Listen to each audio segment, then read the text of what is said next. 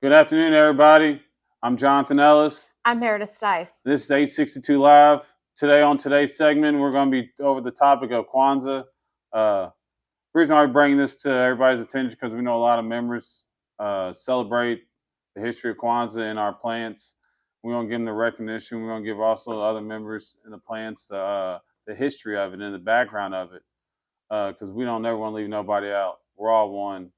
And this is a great way to celebrate, great way for people to get the history of it.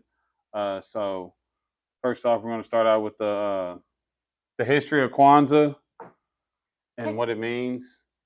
Yep. Meredith? So Kwanzaa is celebrated from December 26th to January 1st, and it was started in 1966. It is a culminating in a communal feast called Karamu. It's usually the sixth day, and Kwanzaa was created by a man named Mulana Karagana, and it was based on African harvest festival traditions from various parts of West, East, and as well as Southeast Africa.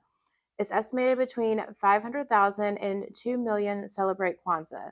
It was created after the Watts riots to give Black people an alternative to the existing holiday of Christmas and to give Black people an opportunity to celebrate themselves and their history. According to Karajina, the name of Kwanzaa derives from the Swahili phrase uh, Matanola de Ya Kwanzaa, meaning first fruits. First Fruits Festival exists in southern Africa and are celebrated from December and January with the southern solstice. In the early years of Kwanzaa, Karajina said that it was meant to be an alternative to Christmas, but as Kwanzaa gained mainstream adherence, he changed his position so practicing Christians would not be alienated. And after its creation in California, Kwanzaa spread outside of the US. So Kwanzaa has 7 principles which go along with the 7 days of Kwanzaa, and each day is dedicated to a principle. Um, the first one is unity, and it is to strive and to maintain a unity in the family, community, nation, and race. Second is self determination, and that is to define and name ourselves as well as to create and speak for ourselves.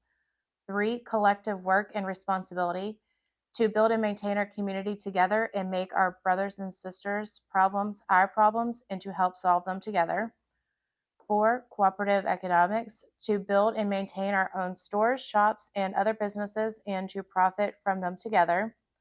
5 is purpose, to make our collective vocation the building and developing our community in order to restore our people to their traditional greatness. 6 is creativity, to do always as much as we can in the way that we can in order to leave our community more beautiful and beneficial than we inherited it.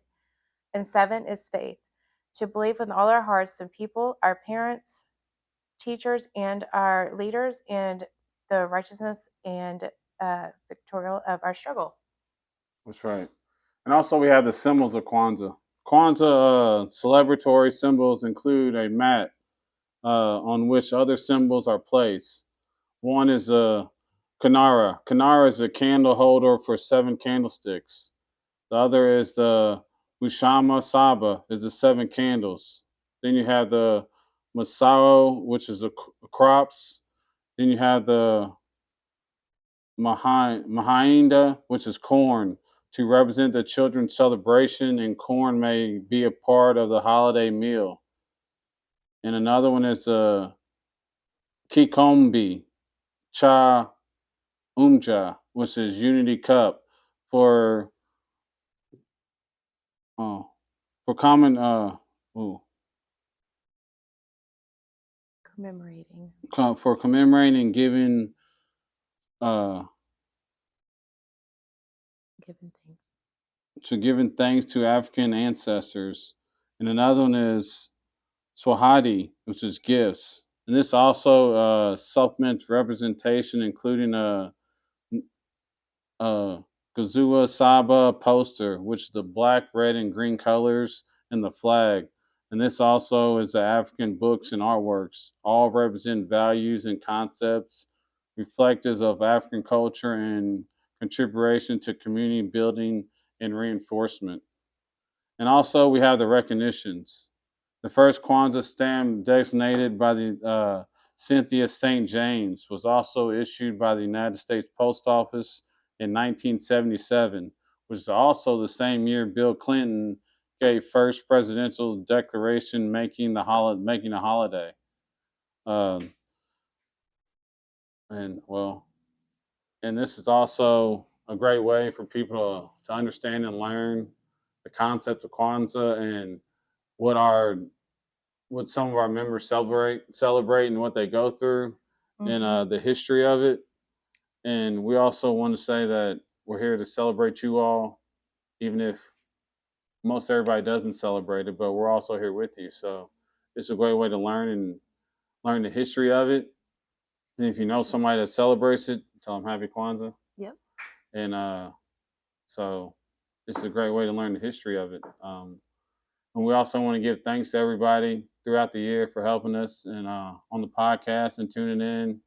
Uh, hope you all keep tuning in 2025. We also want to say Merry Christmas and Happy New Year. And Everyone stay safe. stay safe and stay blessed. We'll see everybody back to work on Thursday.